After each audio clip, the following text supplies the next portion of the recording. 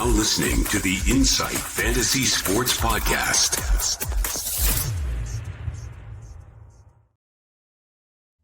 Welcome all and welcome back into the Insight NFL Podcast. It's been too long.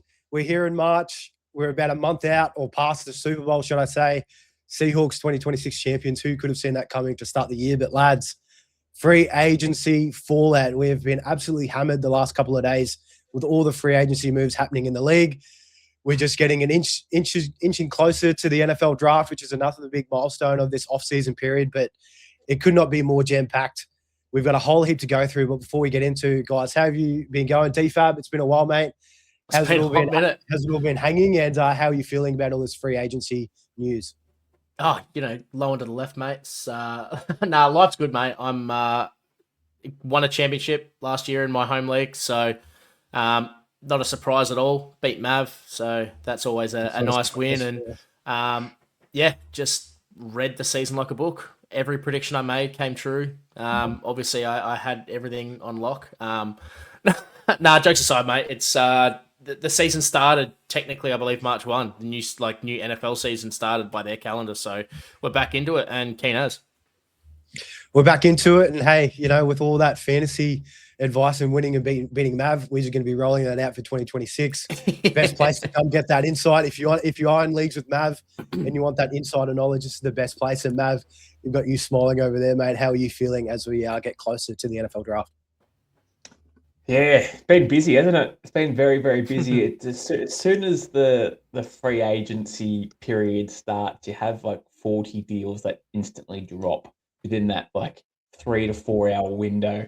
It's like these teams have obviously got these deals done, and just waiting for the window to actually open to make it official. And yeah, it's been crazy. It always is crazy. I think there's more to come of more craziness, probably more so on trades rather than actual moves as such. But the free agency pool at the moment isn't too stacked in terms of skill position players for fantasy relevant players. But again, we've seen a lot of crazy things happen in trades along the way so far, to a degree, and always history as well has always said that there's always a few crazy ones that come through eventually. So expecting it to kick off at some point. We love the crazy. We absolutely love the chaos. We can't get enough of it. We're still waiting on a couple of big players to kind of move around too, which hopefully by the end of this week, I think, is that kind of period as we get closer to the draft. But without further ado, we'll just dive straight into it, because a lot of this free agency moves and trades and signings, it's going to have a massive fantasy impact for the 2026 season, even though we are 183 days out until NFL start. Who's counting? But we are getting closer and closer, and 43 days until the NFL draft, which is at the back end of April. And it is the 11th of March, just to make sure anybody's checking up to date. This is when we will be dropping this. So if any news kind of drops after tomorrow, which it probably will, make sure to stay in tuned for that. But gents, let's start from the top. Quarterbacks. Let's get the transition tags out of the way and the franchise tags for players. Daniel Jones for the Colts, he's been hit with the transition tag. So this is where he can kind of look out and try and test the market, kind of see what else is out there for him, and the Colts are able to match or kind of move on. Sounds like they're still working on a long-term deal. I've heard figures of $50 million a year getting thrown out of kind of what he's looking for, which is just absolutely unreal. But Mav, I'll throw it to you, mate. You've got a bit of a smirk on your face here. Daniel Jones in this kind of situation with the Colts, how do you see this playing out? And do you think there's a way that they kind of maybe sneak into a different quarterback? Maybe it's your boy Anthony Richardson getting the start at the start of the year. But how do you feel about that one for the Colts? Well, they're going to have to do something, aren't they? I mean, look, Danny Dimes obviously still rehabbing that Achilles injury. We're not sure when he's going to be ready to go. We don't expect him to be back by week 1, obviously, but when's that going to be? Is it week 4? Is it week 6? Is it week 10? We don't really know what the timeline is just yet. They sort of had to do it. They've got really nothing else there. Anthony Richardson's a bust. And outside of that, there's no one there in free agency they can go and get, and there's no one else in the draft they can trade up and get either. So unfortunately for them, they're sort of stuck with Danny Dimes. That's the situation they're in. The only thing they can probably do is trade for Kyler, but that's obviously not looking likely. So Danny Dimes will stay in Indiana, and they'll probably end up working a deal that suits both parties, and it probably end up being an overpay. Probably an overpay. Probably will hurt all of the other fantasy players for that team. Tyler Warren, Josh Downs, Alec Pierce, which we'll get to. And JT, of course, is going to be the massive impact for this if they don't have that quarterback under center. We've seen how terrible he has performed without that. DFAB, quickly from you two on Daniel Jones before we get to the next guy. How do you kind of see that situation playing out? Can you see them signing a different older vet in free agency, or do you think they're locked in on Danny Dimes? I'm not sure what they're going to do in the meantime, but them transition tagging him, that commits to about 30 mil for the year. And we have short memories as fantasy fans, but if you think back to the first 6 weeks or first 7 weeks until DJ got injured, the Colts were like all-time level good. That offense was ticking something shocking. JT was the overall running back one and was leaving everyone in the dust. Like, I really like the Colts with DJ under center, and I think the Colts do too. I think they'll try to get a deal done because it seems like it's built really well for the way he manages the game. But as Mav said, it's going to be all dependent on how he is recovering from the Achilles. If it's a little bit further, a little bit longer a wait, then yeah, they're going to have to pick someone up. But if it's a short one, pick up a late round rookie, let them hold down the fort, or pick up a veteran, hold down the fort for a couple of weeks, and then let DJ take the keys back. And I think that he's available. Yeah. That'd be nice. Slots right in there. Would love that for fantasy. We saw what he did for the Bengals when he took over from Jake Browning. But just on Danny Dimes' last final piece, I think they were 8-1 or 8-2 with him under center to start the year before he kind of got injured, and that all derailed. So yeah, that definitely the optimism is there if he's back and healthy. Moving on, probably the biggest, I guess, quarterback on the market in terms of a free agent signing, a guy that the upside is through the roof. We haven't quite seen, but Malik Willis was the backup quarterback for the Packers. Was drafted by the Tennessee Titans a couple of years ago and hasn't really had anything until a couple of starts last year. Signs with the Dolphins, 3-year, $67.5 million, and it's $45 million guaranteed. So he's going back to, I believe it's Jeff Hafley, who was the defensive coordinator for the Packers, now head coach of the Dolphins. So that connection is bringing Malik Willis in there. Don't mind Malik Willis. I'm not too sure how this one's going to fit out with the Dolphins and Achane and Waddle. He does have that rushing upside, which we love for fantasy. But DFAB, how do you feel about this one, Malik, to the Dolphins? Yeah, this worries me. If you're a Dynasty Achane owner, I'm trying to move him. If I'm honest, it might be too late. Malik Willis is not a check down guy. Like a huge part of Achane's upside was Tua and his inability to throw to anyone but him. But for the rest of the offense, like everyone knows how talented Jalen Waddle is when he can actually stay healthy. Great for him. Malik Washington, great for him. Malik Willis, although it was a very small sample size, showed a lot last year. So it's interesting. I'm not suddenly buying everyone from the Dolphins, but yeah, my biggest takeaway is that this sucks for Devon Achane. Yeah, I'm on the same page, and we'll wait and see what the other pieces. Same thing for you, Mav. You're kind of lower on Achane. Do you think there's still a bit of hope with Malik now in the building, or yeah, no, it's hard to trust the Dolphins. I mean, as an NFL move, I actually don't mind it, to be honest, at all. I think it's a serviceable QB, not on huge money, that will be able to just hold the fort down for a year, maybe two, and then they can sort of reset. Tua wasn't the guy. Obviously, they worked that out pretty quickly, and now they've got a guy who has the ability to sort of be okay. So Malik as a fantasy option could be sneakily pretty good. He's got that security now. He's got that rushing floor upside. It's ticking that box for Malik. But again, for skill position players, I do get a bit worried about Jalen Waddle as well on top of Achane. Obviously, it's not a good fit for him either. So we've seen games where Malik's had 150 to 108 passing yards, and that's the end of his game. You know what I mean? So it's not exactly fantastic or sexy by any stretch. So, but he could also have 80, 90 rushing yards plus a rushing touchdown to go with it. So, it is what it is. He had a polarizing couple of starts. Bobby Slowick as the offensive coordinator, DFAB, how do you feel about that kind of marriage? And now I'm probably spending a little too much time on Malik here, but he probably was the bigger new signing on the free agency cycle this turnaround. But how do you feel with Bobby Slowick? We saw that decline with him in Houston and CJ Stroud in I think it was year 2, and they got him at the door from there. But, there's hope. There isn't. How do you feel like that pairing might do?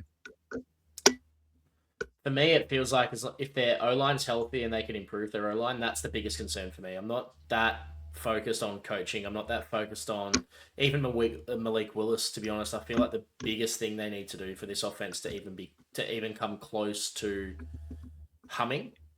I don't think that made sense. Like, basically what we need to see is some O-line improvement, because there's so many skilled players. There's so many guys that can break away and get a long TD. There's a lot of explosive players. It's just, will the O-line grant them the time to allow players to develop? And moving on, Tua Tagovailoa, the once was quarterback for the Dolphins, Miami now chewing a massive amount in dead cap to release him, but he signs with the Falcons on a 1-year, $1.3 million deal. Very, very team friendly for them. They get a left-handed replacement quarterback to challenge Michael Penix while he's coming back from that injury. I mean, on paper, it makes a lot of sense. You know, they've got a vet here. He could definitely even outplay Michael Penix down the stretch. We can't forget that Tua was a top 5 MVP candidate a couple of years ago, passing leader as well for the NFL when he was humming with Mike McDonald under center. But Mav, this one quickly for you, Tua to the Falcons. How do you like this one for 2026? Yeah, look, I haven't been a big Tua fan for a while. I'm not going to lie. But again, it's hard to ignore the fact that he only signed for $1.3 million. So as you said, very team friendly. If he starts, well, you're gonna expect it at Tua. The love affair between him and the Dolphins already done, but now it's a fresh start for him. So we'll see how he goes. Good start, might be the backup. But either way, it doesn't really matter too much in that regard. They're pretty pox in that QB room anyway. So gives another option. Gives a good option to Drake London if all else goes to shit and he doesn't have Kirk Cousins throwing in the ball. Does have Tua, so not too bad there. But we'll move on because we have another quarterback signing a 1-year, very team-friendly deal. Geno Smith back to the New York Jets. I think after 8 or 9 years, he goes back to the team that drafted him. 1 year, $5.5 million, cut from the Raiders in the ending of the marriage with Pete Carroll and Geno. Did not work at all for the Raiders one bit. Offensive line was terrible. Could not get off to a good start. I think they beat the Patriots in round 1, if I remember correctly, and then it was kind of all downhill from there. At the Jets, the O-line is a bit more established, but organisation definitely is not. How do you feel on this one, DFAB? Because we've got the likes of Garrett Wilson, Breece Hall will probably still be held captive there as he was franchise tagged, but we'll get to that later on. But Geno to the Jets, is there any optimism? Not really. That's kind of nothing. Like, it's an improvement for sure. But Geno once again gets slept on. There's some, in theory, it could work. You know, you've got 2nd round draft pick in Mason Taylor there now as well. Breece Hall's back again, who we know is great, both running and catching the ball. Healthy Garrett Wilson. Like, yeah, in theory it could work, but the Jets feel cursed. Like, I'm not crossing my fingers and hoping this is going to just fix everything. It could, in the same way we've seen, previously damaged QBs go to teams like the Vikings, like Darnold to Seattle. Like, yeah, it could work. I don't necessarily see it happening. Yeah, probably a nice call to get rid of Garrett Wilson while you still can, while he's worth something, because the Jets, just wipe your hands on it. And before we get to running backs, we're still waiting on Kyler Murray as one of the other impending current free agents. I believe he was cut by the Cardinals. The Cardinals think they're going to run with Jacoby Brissett. They signed Gardner Minshew as the backup there. So writing's on the wall for Kyler to go to another team on a very friendly deal like Tua or Geno. But we'll wait and see, hopefully, over the next couple of days. Running backs. This one hurts. When I saw this news, I wasn't happy because it's a great signing for this team. And I'm not a fan of this team just because they are too good. But Ken Walker signs with the Chiefs. 3 years, up to $45 million, $28.7 million guaranteed. So a very, very handsome deal for Ken Walker after coming off the Super Bowl MVP and playoffs run that he absolutely outperformed in there. It looks great. Honestly, Ken Walker to the Chiefs, how can you really knock it? When I was thinking about it earlier today, I was thinking, man, if they bring back Kareem Hunt, I just get a sick feeling they're just going to pull the goal line, because for Ken Walker, he either gets no yards or he gets a bunch. He doesn't get those 1, 2, 3, which That's why they brought in Charbonnet at the Seahawks so much when they were establishing drives. But Mav, Ken Walker to the Chiefs. How do you feel about this one for 2026? Yeah, it wasn't on my bingo card. I did not really foresee Kenny Walker joining the Chiefs. I could not see it at all. Look, fantastic move, I think, for the Chiefs, and a fantastic move for Kenny Walker too. Look, yeah, sure, he's leaving the Super Bowl winners. I get it, right? I get it. But at the same time, he's got the freedom just to really be the true number one, maybe even top 5 running back, top 10 worst case running back next season. He's got the reins, they got the keys, being paid accordingly to be that guy. Hasn't got Charbonnet in there, sort of vulturing touchdowns off him. Doesn't have anyone else at the moment vulturing anything off him. Now the Chiefs could go out there and sign or draft Jeremiah Love. I'd be surprised if they did that. Really, really surprised they did that, but it's a possibility. It's probably a 5% possibility now, but still possibility nonetheless. But for Kenny Walker, at this current point in time, he has got that running back room to himself, and we love that for fantasy. We love that. He's explosive, can catch the ball, and can absolutely hit a home run. DFAB from you with Ken Walker before we move on. If everything goes right, Mahomes is healthy to start the year, Walker plays a full 17-game season, where do you think he could kind of finish up when it's all said and done for fantasy in 2026? Top 5. Yeah, I love this. The one thing that the Chiefs have needed to unlock their offense, and let's be real, it feels like it's kind of been sputtering the last couple of years. There's been moments where it's been great, but moments where it's really been lackluster, and we've seen that in Mahomes' fantasy performance over the last few years. And I think a big part of that is they haven't been able to establish the run, so it's made it much easier for defenses to game plan for the Chiefs. Kenny Walker removes that ability. I know that the big knock on him is that he gets tackled behind the line. It either goes for 10 plus or he gets tackled behind the line. I was just trying to find it as I was looking off to the right here. There's a stat somewhere. It's like 85% of his broken tackles last year were all behind the line of scrimmage. So yes, he was getting tackled behind the line a lot, but he's dodging 2, 3, 4 tackles before he gets brought down, and you can probably put that on the O-line. So I've always been a big Ken Walker fan. The biggest knock on him is staying healthy. He did stay healthy last year. I think they'll still spell Kenny Walker a bit, but if his touches move up to closer to, 17, 18 touches a game total, even if you just look at last year when he got that kind of volume, he was sensational. That plus now goal line touches, I think he starts getting that. He's going to get some in the red zone. He's never had over his rookie season, he had 9 touchdowns, but he's always been single digits. And then obviously this last year and having 5 with Charbonnet just snaking everything in the red zone, but even inside the 5, I think Ken Walker has the ability, especially at only 25 years old. Feels like he's been in the league for 8 years. But he's only 25, fresh off a Super Bowl run. He got paid. They're gonna feature him. He's and he can catch talk longer than I needed to. I'm a huge fan of Kenny this year. I think he's gonna absolutely smoke. I love it. No, me too. Let's hope wheels up for Kenny Walker.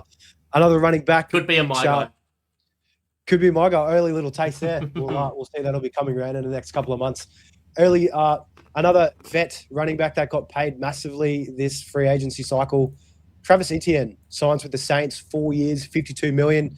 One that took me by surprise. I thought there was an outside chance they'd try and keep him at the Jags, but they can't compete with that kind of money. That's just astronomical. Mav, how do you feel about this for the Saints and also for Etienne? Do you think he can still get up to that top 12 running back like he did last year back at the Jags, or do you think he kind of dips moving forward?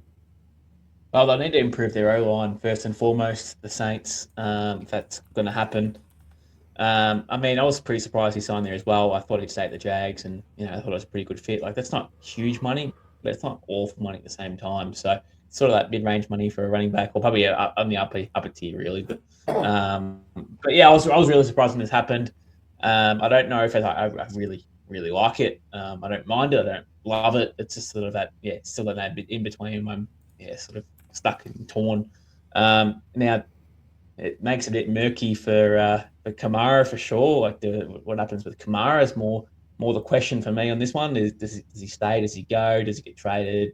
Especially coming out at the back end of his career.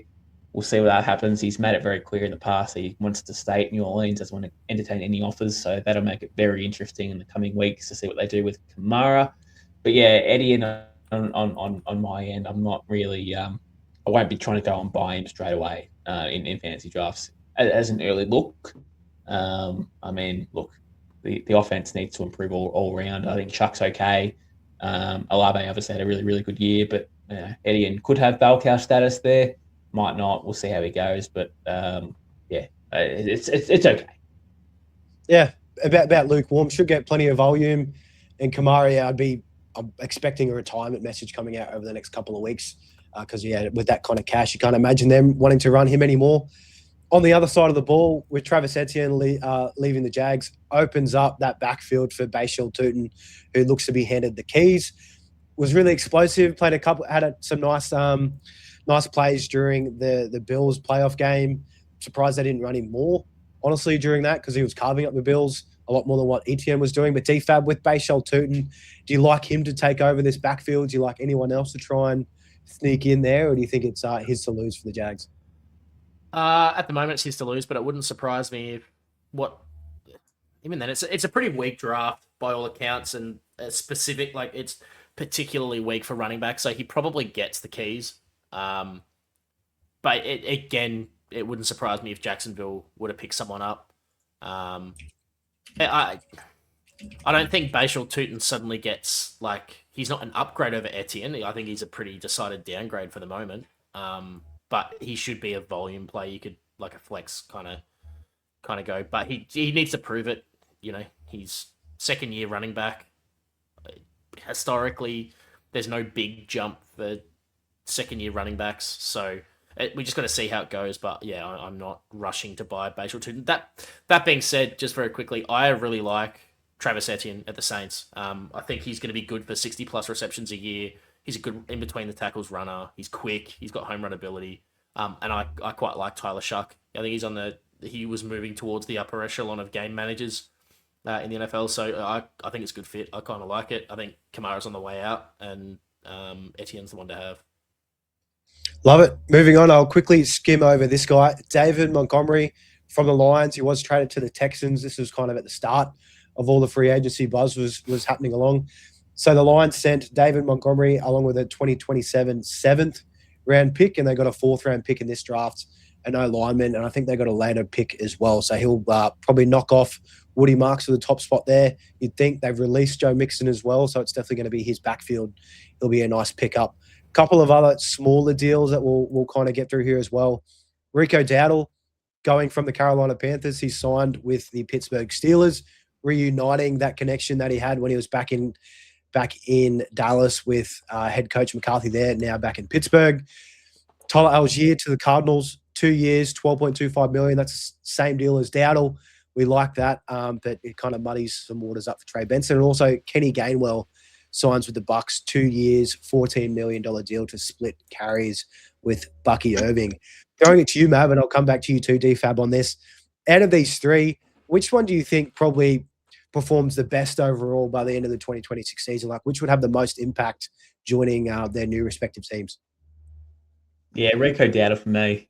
He's got probably starting running back ability. If you're going to compare it to those three guys, I can see a world where he starts week one and pretty much runs the job. I can't remember the guy's name. I'm really sort of short memory here. Who's that Jalen Warren? guy?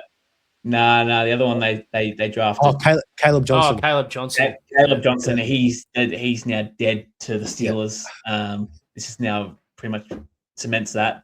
So yeah, Rico Dowdle absolutely should start week one for me. I mean, Jalen Warren had a good year, but Rico Dowdle I thought was pretty good in the Panthers last year, and the deal at being 2 year $12 million is not a lot of money at all. Prove it deal, right? He's going to start, I reckon, week one. I'm pretty confident by saying that.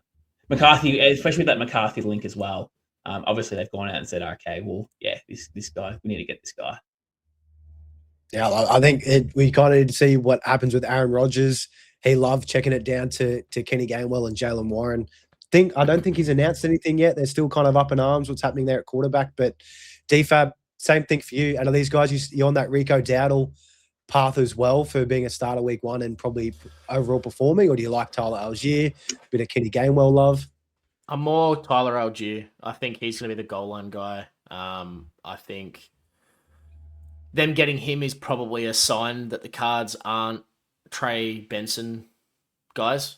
I know Mav and I have shared a love for Trey Benson since he was drafted, but just hasn't been able to stay on the park. And whether it's a sign that he's health-wise struggling or they just don't like what they're seeing, there hasn't been enough of a sample size, really. But, yeah, I think them bringing in Tyler Algier is them saying... And again, on a prove-it deal similar to Rico, it's all right, you've been a serviceable backup. You're seen really positively throughout the league. Here, show us you can do it, and then you get paid. So I like that for the Cards. I think he suits really well. And he definitely complements, assuming they keep Kyler, which I still think they will. He's kind of that, or even if they don't, he's someone reliable that can kind of bang between the tackles and like establish the run. Like he's a good, consistent runner. So I really like that for the Cards. Love it. And moving on, J.K. Dobbins, he's back with the Broncos on a 2-year, $20 million deal, but only $8 million guaranteed. So it's really a 1-year deal. We'll wait and see what happens there. DFAB, quickly from you as the Broncos homie here. How does this look for RJ Harvey? Is he just like completely dead? Apparently there's whispers as well that they're looking to draft somebody and bring somebody else into this backfield, which isn't great signs. I mean, J.K. Dobbins, when healthy, he looked like a much better runner than RJ Harvey, of course, first year in the league, trying to get acclimated into the NFL and everything like that. But how do you feel about Harvey with J.K. Dobbins back to the Bronx? Dobbins and Harvey kind of feel similar to the balance that you get from Rico and Warren to me. Harvey's by far the better pass catcher. He's going to be more versatile out of the backfield, but J.K. Dobbins is the guy you can hand the ball off to, let him break through the tackles, give him an outside zone run, and he'll probably doesn't have the breakaway speed anymore. But I mean, he had 5 or 6 games last year over 70 yards, which is, you take that as a decent baseline for fantasy. So look, the fact that we paid him, we being a Broncos fan, for those new listeners that aren't aware, the fact that we paid him 20 mil with 8 mil guaranteed brings him up to 29, pushing 30 by the time that contract's done. I expect us to still feature him week 1 as our main runner. And whether it be RJ Harvey or a rookie that we bring in as a complementary piece, there'll still be a gross backfield by committee, kind of a stay away for fantasy. But for actual football, I don't mind it. And in drafts coming up in 2026, you're drafting Dobbins or Harvey higher when it comes to a redraft? PPR league's definitely Harvey. Half PPR, I'd probably take Dobbins because I expect him to get he's probably taken the at least the lion's share of first 1 and 2 downs. And I expect the Broncos to still be in positive game scripts because the defense is so good and Bo Nix, once he's back, is very solid. So I'd probably taken Dobbins, but I don't think there's going to be much difference in where they're getting drafted, to be honest. It should be. Should be pretty close. Another one, we've got a couple more just get through running backs before we move on to wide receivers. With Breece Hall, he has been franchise tagged, held captive by the New York Jets. They will not let him go, which is just so sad to see. But that many shares, also invested too much money in Breece Hall sports cards over the last couple of months. And I don't think it's going to look too good once it comes out that he will be sticking with the Jets, which is horrible. Mav, do you any hope that they can release him, let Breece Hall be? I mean, imagine if that was Breece Hall signing at the Chiefs or Breece Hall signing with the Cardinals or something like that. It would just be astronomical, but no, he's probably going to be stuck in New York. Yeah, he'd hate that too because he's not getting paid. Like, he's getting paid for the 1 year, but there's no security, long-term security there. So he'd hate it too. It's a pretty much a shitstorm for all-round purposes. Geno Smith's now in the house. You can't really get too excited about that. He gifted the Raiders #1 pick. He's probably going to do the same thing for the Jets next year. Breece Hall stuck in that wasteland of a joint that plays in the same stadium as the Giants, who's also a bit of a wasteland of a joint too. So, horrible.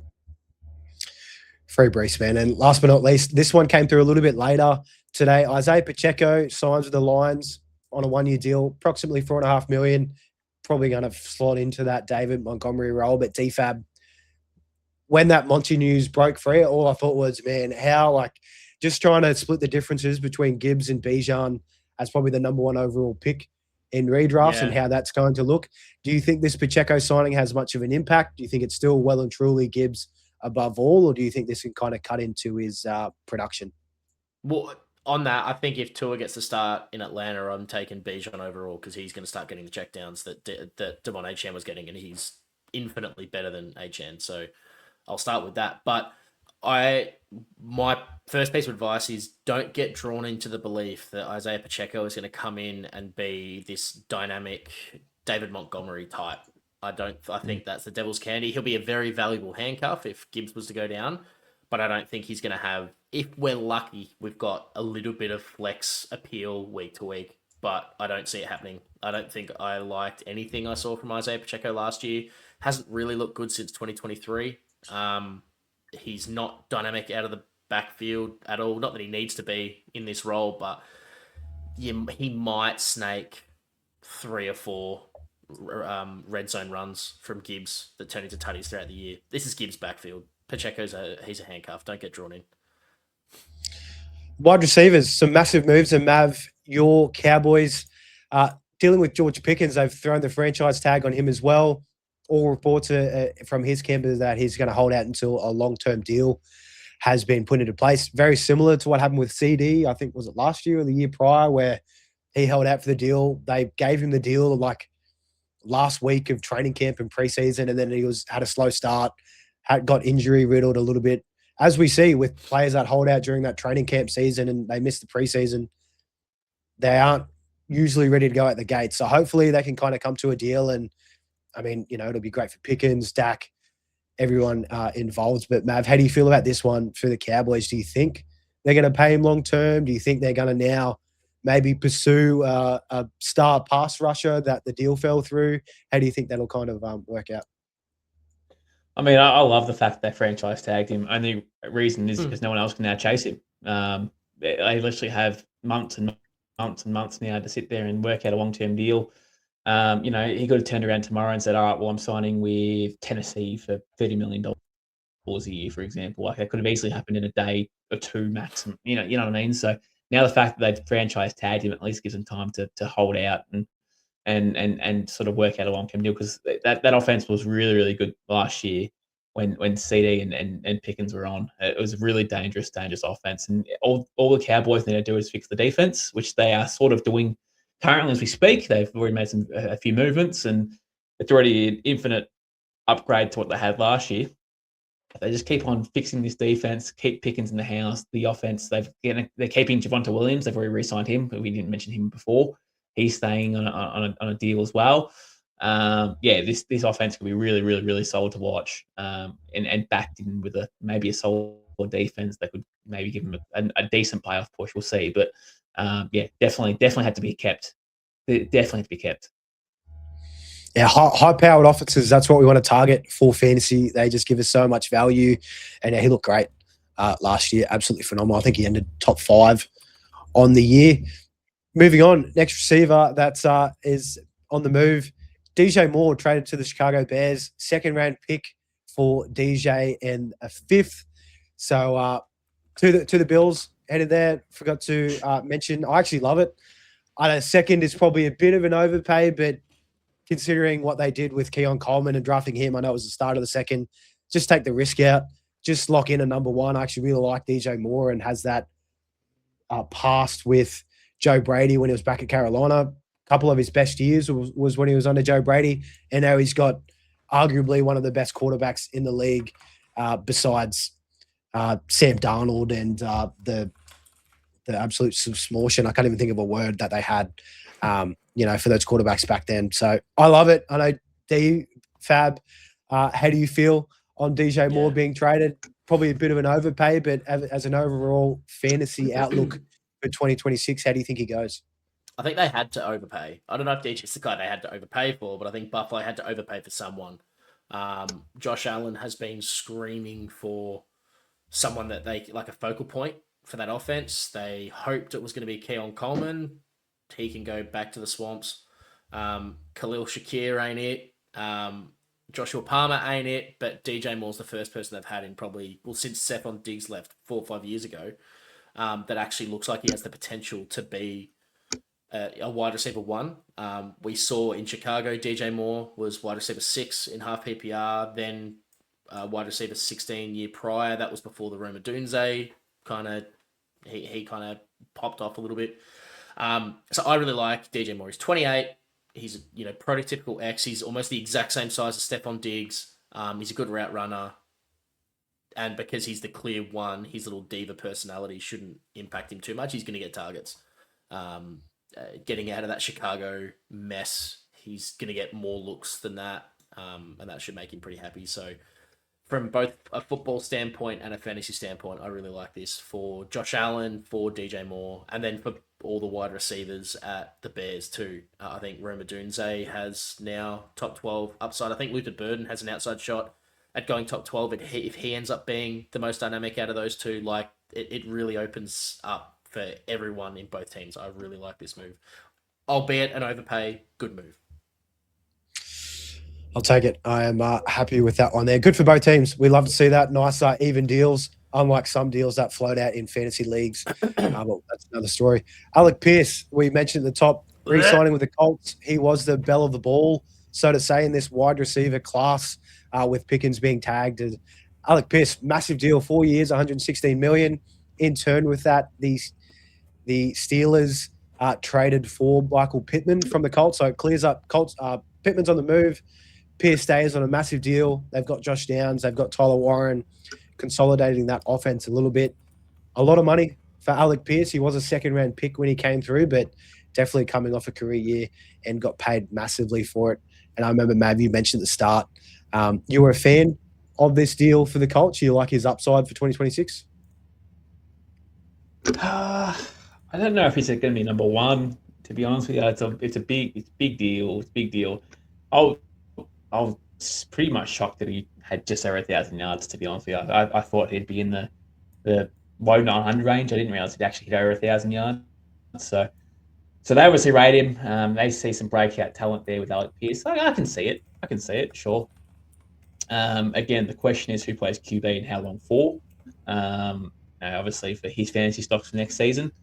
But yeah, I mean, I don't. I'm gonna loop Michael Pittman into this one, boys. I know he's down on our list a little bit, but Michael Pittman also got traded out of this contract, out of the team, which I truly believe that's got hand in hand with the contract that they gave Alec Pierce. They obviously couldn't afford both players in. So obviously they traded Pittman to the Steelers and then signed a 3-year, $59 million deal. So they couldn't spend $150 million deal or $150 million combined between those two players. So let's be honest, it'd be probably pretty mediocre for that amount of money they're spending. So yeah, I can understand why that all happened, but again, I really don't know if Alec Pierce is the number one wide receiver in the league. To be honest, I think he's a solid number 2. Don't get me wrong, but a number 1 just feels like it's way over, and the deal just feels like it's a lot of money for a guy who really isn't a top 5, top 10 wide receiver in the league, in my opinion. It's a lot of money going around for sure, especially with the cap being inflated, just that much more. And on the other side, DFAB with the Steelers, they're getting Pittman to pair with DK Metcalf. Again, big question marks around the quarterback. Aaron Rodgers still hasn't decided whether he's going to retire or not. We probably won't have that until the week before the first week of the NFL season, usually how it goes for A-Rod. But pairing him with DK Metcalf, they've got Will Howard, new coach, McCarthy. How do you kind of like Pittman at the Steelers? I'm praying with everything in me. I didn't think this would ever happen, that Kyler Murray goes to the Steelers. Because I don't think there's any other capable QBs that they could bring in, and I don't want them to have Aaron Rodgers because it felt like he had more throws behind the line of scrimmage than he had plus 10 yard, like last year. Like it was disgusting. It was all dump offs. He was, whether he was incapable or just not willing to throw down the line. Like you look at this on paper, you got 2 blokes that are 6'4", 220, absolute monsters with good hands. This should be one of the most exciting offensive units in the NFL. You've also got Jalen Warren, who's great out of the backfield. You now have Rico Dowdle, who's great between the tackles. They've got a decent O-line. They've got massive dudes at tight end. Like, this should be an awesome offense to watch. But Aaron Rodgers is a peanut. So I'm praying for a different QB. I don't mind the potential of this, but if Aaron Rodgers is at QB, I'm staying away from everyone outside of Jalen Warren. And just on that, Kenneth Gainwell was the leading reception leader for the Steelers last year with 73 catches. So, yeah, that just really explains itself. Which I think Warren really had 50 himself as well. So Warren had 40. There you go. So, A-Rod, just stay in the jungle, mate. You are no longer needed. Moving on to the tent. Go back to the tent. Big Mike Evans, his tenure with the Bucs has come to an end after 10-plus years. Signs with the 49ers on what looks to be a massive deal. 3 years, $60 million, only $16 million guaranteed. So this is a very Stephon Diggs-like deal to the Pats. You see Pats cut him after 1 year. Could very well be the case with Big Mike if he's lost a step. I think he's going into age 33 season too. So, yeah, he is. Definitely going to help out the 49ers with Kittle coming back from injury. Couple of other signings around that same value. Wan'Dale Robinson reunites with Brian Daboll at the Tennessee Titans, 4 years, $78 million, and Romeo Doubs signs with the Pats, 4 years, up to $80 million. So very similar deals, similar statures of players, both very good at separating there. Mav, how do you feel about these two? Do you think there's any sneaky upside value between either Wan'Dale and Romeo Doubs, or would you be looking to steer clear? It's probably a bit too early to tell, but first look at it. Yeah, I mean, Romeo Doubs is probably the one that might have some value. I don't expect Doubs to be the number one receiver, to be honest with you. I really don't. If it does, I think that's pretty gross. I think they'll go out and sign maybe like an AJ or trade for an AJ Brown, possibly to beef it up a little bit. And then Doubs can be number two. I wouldn't mind that.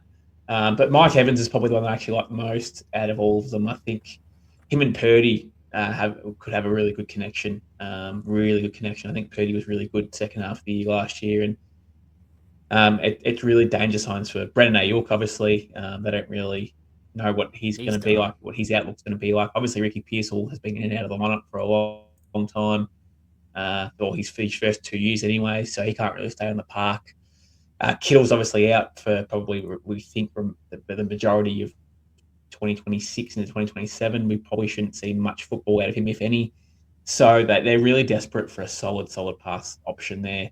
And Mike Evans gives them that too. I mean, I know he's old, like I get the whole narrative and stuff like that, but God, this could be a really nice little signing for the Niners with good pairing with Purdy as well. I'm really looking forward to seeing how that translates. So really, really nice.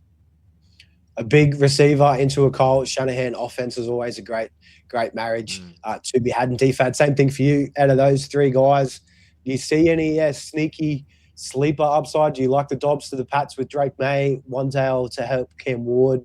What's your early takes on these guys? I loved Wan'Dale Robinson last year. Hate him at the Titans. I don't think he has the makings of being a number one overall. I think he's a complementary piece.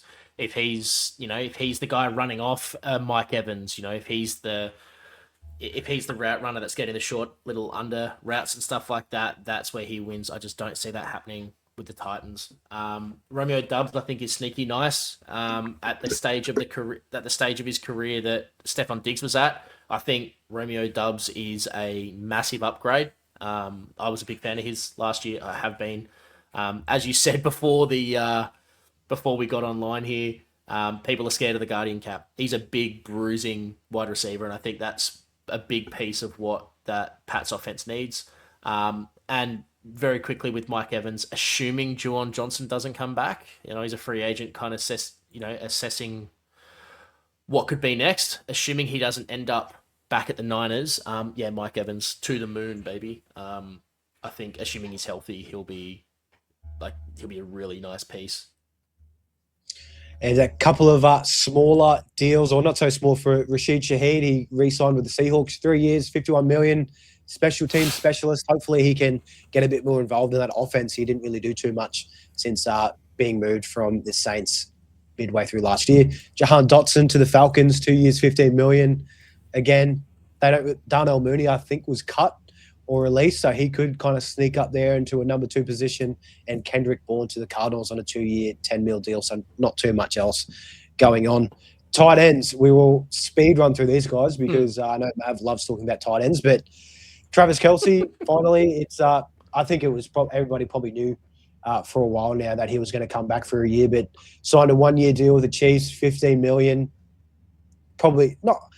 I heard some conversations. People think it's probably an overpay for what he is, but he's still probably going to be a top 8, top 10 tight end in the league in terms of counting stats. It's got that connection with Mahomes when he comes back healthy, and of course he's got that connection with Taylor Swift, absolute pop star. But Mav, how do you feel about this one with Kelce? Do you think he'll kind of slip outside of the top 12 when in tight end fantasy production, or do you think he's, I think 35 going on 36? Do you think this is where he's going to really decline and fall outside of that top 12? I mean, look, as we know for fantasy, tight ends aren't that great, right? They just aren't. Travis Kelce will probably be a top 10 tight end. I think it's probably safe to say that he probably will. I know he's getting on in age a little bit, but yeah, he finds ways. He has big games that sort of bump up his numbers as well. He might be a bit quiet in a couple of games, and then next week he comes out with 18, 19, 20, and then, yeah, as I said, bumps up his numbers. So the only thing that's really disappointing is he signed a 1-year, $15 million contract. That's a bit selfish in my opinion. I think he should be looking at more of a $5 million to $6 million deal and taking a bit of a pay cut. Look, he's pretty much married to Taylor Swift, doesn't need money. So $15 million just feels like it's just, you could use it elsewhere, guys. Come on. It's like $10 $12 million guaranteed as well. Yeah. Like it's just why you don't need money. You've been in the league for a while. Yeah, you're tied to Taylor Swift. Like you can take a $5 million deal, mate. You can help the team sort of find $10 million they can use somewhere else. You know what I mean? Like that's the worst part, in my opinion. But anyway, it is what it is, and fine. It's fine. Yeah, I don't think we ever thought Travis Kelce was moving sides at all. He never leaving the Chiefs. Yep. No. Well said there. And a sneaky tight end signing. Isaiah Likely going to the Giants on a 3 years, $40 million deal, reuniting with Coach Harbaugh. There's so many interconnections. If a coach goes here, they usually bring so many players with them, and this was one of those. Really like it for the Giants. Isaiah Likely, he could definitely be a clear second option behind Malik Neighbors when he gets in healthy. They might bring in I think they've got the 5th overall pick. They could bring in a Carnell Tate in the draft. We'll just have to wait and see. But, yeah, I like it. Gives him a chance to be a number 1. Not having to deal with Mark Andrews anymore, so we'll see how this plays out. Good for Jackson Dart. How do you think this will go with Theo Johnson, DFAB? Do you think Likely is straight away tight end 1, probably second target overall, or do you think Theo Johnson might nibble into his production? Yeah, I think so. I think this is going to be Likely's going to.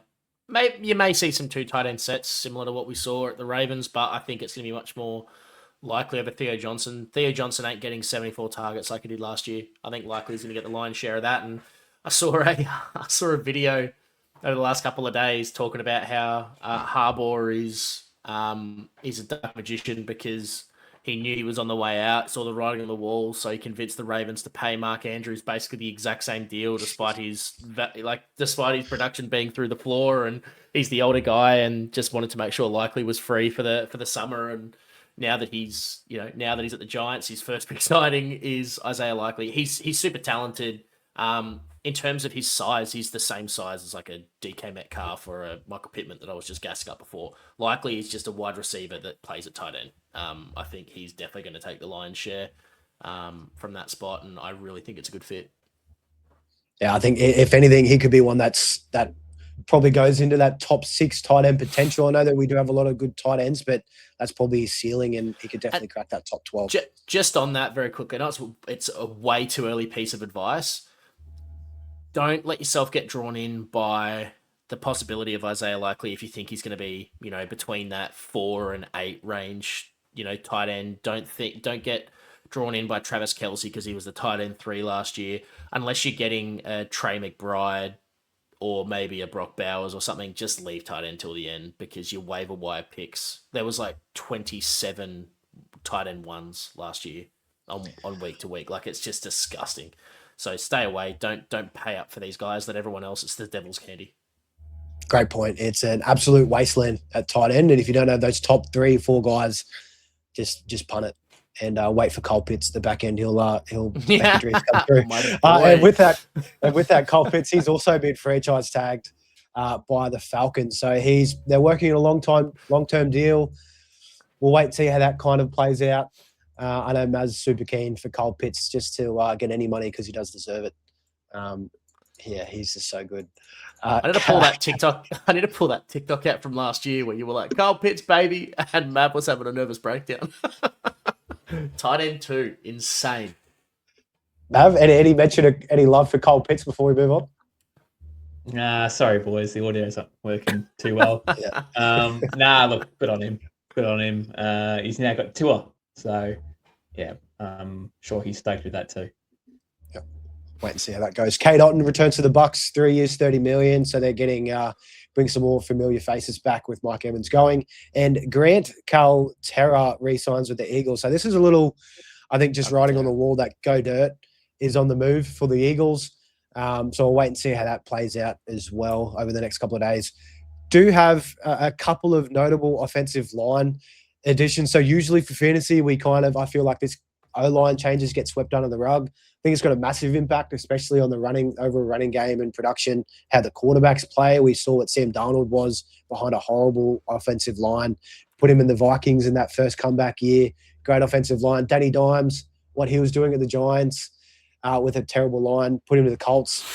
Completely different quarterback. So these are some very big moves. I only have a couple, but Tyler Lindenbaum to the Raiders from the Ravens. I think he was a top 2 center. They kind of had him rated from PFF.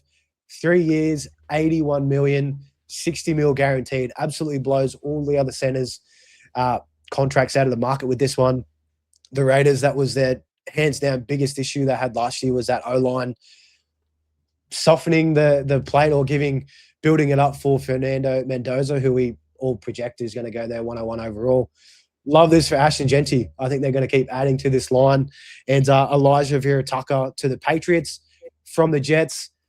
Tons of talent, just dealing with a few injuries. 3 years, up to $48 million to the Patriots. So they definitely were exposed in the Super Bowl with Will Campbell. Little arms, Will Campbell playing there, just got absolute pushed around. So this could bolster that up. But Mav, O-line changes. How do you kind of see them as a fantasy impact overall? And how do you feel about these couple of moves for the Raiders and the Pats? Well, it's massive. It's massive for running backs in particular, obviously. I mean, sure, it means a lot for quarterbacks as well, but for running backs especially, because they actually rely on their tackles actually creating holes for them, and they can sort of sneak through the gaps, obviously, and obviously make some noise on the ground there. Linderbaum is the one for me that makes a lot of noise for Genty, as you've already alluded to. Genty's got superstar ability in the league, but again, last season was just absolutely hampered by offensive line. He was getting tackled more often than behind the line of scrimmage than he was in front of the line of scrimmage. So that again shows that he had no time to actually get the ball and actually make a move, or football move over the line of scrimmage. So if they can improve that offensive line, which I expect they will be, they want to protect Mendoza when he does play, and they want to protect and utilize Genty a lot. I fully expect Genty being a solid pick. And look, he was great last year with what he had at his disposal. So any sort of upgrade could be very, very scary for Genty coming into year 2. Could be a really good year for him. And I was just thinking before throwing to you, DFAB, on this, I was like, oh, well, the Raiders, they've got 2 first-round picks for this year now to help bolster up that line. But as we know this morning, massive deal, Max Crosby, meant to go to the Ravens for the 14th overall pick this year and a 2027 first-round pick. That has been cancelled. The Ravens have pulled out due to some medical issues with Max Crosby and his knee. Must be a lot worse than what we thought, especially if they're willing to pull out on a massive deal. Huge implications. All these teams that were in the running for Mad Max, since this deal has taken place, they spent all this money elsewhere. They're trying to figure out what's to go. Good chance he stays at the Raiders now. I would not be surprised with that whatsoever, because I don't think they're going to probably get that return anymore. But DFAB, with this Max Crosby, I know it's a defensive move, but massive star edge rusher, would have been huge for the Ravens. Terrible for Joey B, having to deal with that trio of edge rushers in that division. But this whole move with Max Crosby, how do you feel about this one shaking out? Just let me get me tinfoil hat out, mate. Again, I've been, as you can tell, I've been all in on free agency conspiracy theories. I don't think they had to everyone knew that Max Crosby had knee surgery. I don't think it was a fail. Of course he's failing his physical. I think there's something else going on. Max Crosby has not been without his little pangs of what's what I'm looking for, controversy throughout his career. I think there's something else going on, so I think it's something to watch. There'll still be a bunch of suitors for him, but it's yeah, I don't know. I wanted to quickly ask you guys because it's something I didn't mention to chuck in the run sheet, but with the Raiders very quickly, we were talking about Ashton Genty and how they've just bolstered up the line and how we want to see a little bit more of that. How worried are the both of you about Clint Kubiak coming in and pulling a Seattle after he said, quote unquote, it's important for Ashton Genty to have a wingman? How nervous are we that we're going to find ourselves in another Kenny Walker, Charbonnet experience where it's this two-headed monster that no one can seem to pick the right week and it just drops Genty's fantasy production through the floor? Mav, do you want to go first, mate? I'm not exactly too worried. Wingman could mean anything, right? I mean, we generally think that means running back, another partner in crime, but it also could mean a star receiver coming in as well. So another option there in the offense that could actually help out Genty instead of just everything going through his hands. So you can look at it so many different ways. Does he mean AJ Brown comes in? Do they try and trade him in with what the picks they had at the time anyway? There's a lot of different sort of theories you could have and sort of little rumors you could have that you can speculate and stuff like that. But look, I'd be shocked if they went and got another solid RB2 to go next to Genty. I really would. Another complementary piece would be nice. Don't get me wrong. I think you still need to have multiple options on the ground, especially if Genty goes down injured. What do you do then? You got nothing. But still, you think you need to have a complementary piece. But I don't think exactly it'll be sort of a guy that will be taking a lot of work off Genty. Yeah, I share the same view. Not too worried at all. We know Genty's talent. Was it a 6th overall pick? And with how many needs they need on their overall team, paired with the draft class not being super strong in running back outside of Jeremiah Love, just might be a little hard. Maybe like an Aaron Jones who's been released. They get him on a very cheap deal, but he's 30, 31. I can't see him taking too much away from Genty. And Genty's a small, stocky bruiser. He'll be able to carry a workload. And I think, him to the moon if this offense can hum just even a little bit. I hope you're right. I hope you're right. Fingers crossed. And the other real notable defensive move that we have is Trent McDuffie from the Chiefs. Star corner is now at the Rams. The Rams sent away their first-round pick. They still have the Falcons. I think it's 12th or 14th overall in that deal with that guy that's probably going to go to prison, James Pierce Jr. or something like that. So the Falcons are absolutely spewing at the moment. But Trent McDuffie to the Rams. Rams are just going to be scary all around. That defense, that was a massive hole for them. But guys, that's really all the free agency signing that we have currently up to date. Of course, this is 11th of March, so we're going to have a whole heap of news probably for the rest of this week as it closes out. But we will be back. We're going to start really ramping up shows heading into April. We've got rookies that we need to start prospecting and going through dynasty trade targets. I'm sure we'll have a pre-NFL mock draft as well for you sickos that are getting involved. And last but not least, we will be live streaming our live reactions on day 1 and day 2 of the NFL rookie draft, which is the 24th and 26th of April for us here in Oz. So plenty to come through. We're just kind of getting started here with Dynasty. And then, of course, we'll be going absolutely ballistic when we get back to July and August for the start of the 2026 season. But, gents, closing thoughts as we send this thing to sleep. Mav, you're up first, man. NFL, boys. It's only March, but God, it feels like it's so close yet so far.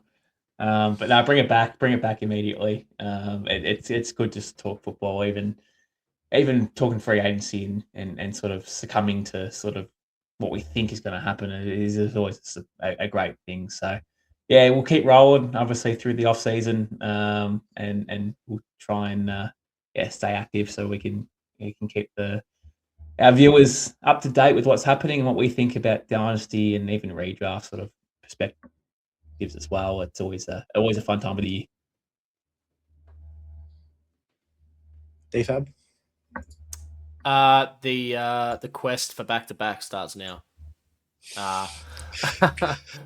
It's no, I'm just glad we're back. Glad to be back. It's been a hot minute since I've been in and amongst it. So yeah, as always, can't wait to smoke Mav at every opportunity in every possible league. And yeah, come along for the ride. Doesn't get much better than that closing statement. Just a little jab at Mav. But guys, thanks heaps for tuning in to the Inside NFL podcast. We'll be back for a heap of more rookie and free agency news coming up right around the corner. Cheers.